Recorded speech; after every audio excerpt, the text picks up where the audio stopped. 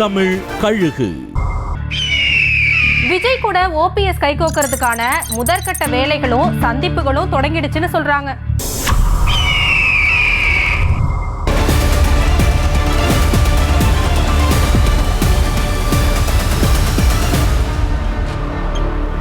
திரும்பவும் அதிமுகவுக்குள்ள ஓபிஎஸ் போக வாய்ப்பில்லைன்னு சொல்லப்படுற இந்த சமயத்துல தமிழ்நாட்டுக்கு வந்த பிரதமரை சந்திக்கவும் ஓபிஎஸ்க்கு நேரம் ஒதுக்கப்படல.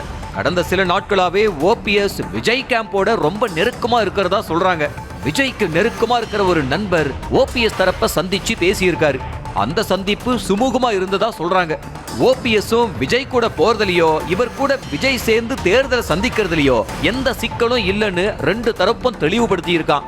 இதுக்கப்புறம் தான் விஜயோட மதுரை மாநாட்டு இடத்துக்கு சில சிக்கல் இருந்ததாவும் அதை ஓபிஎஸ் தீர்த்து வச்சுதாவும் சொல்றாங்க. இதோட வெளிப்பாடுதான் ஓபிஎஸ் அணிக்கு ஆலோசகரா இருக்கிற பண்ருட்டி ராமச்சந்திரன் அதிமுகவும் வேணாம் பாஜகவும் வேணாம் விஜய் பக்கம் போறதுல தவறு இல்லைன்னு சொன்னது. தர்ம யுத்த தலைவர் தாவேக்க தலைவரோட கை கோக்குறது நிச்சயம்ங்கிறாங்க.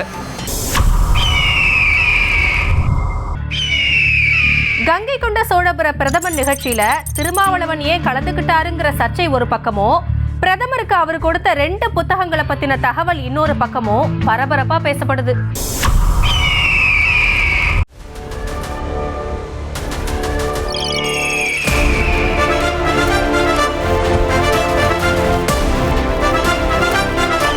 நியூஸ் தமிழ் கழுகு.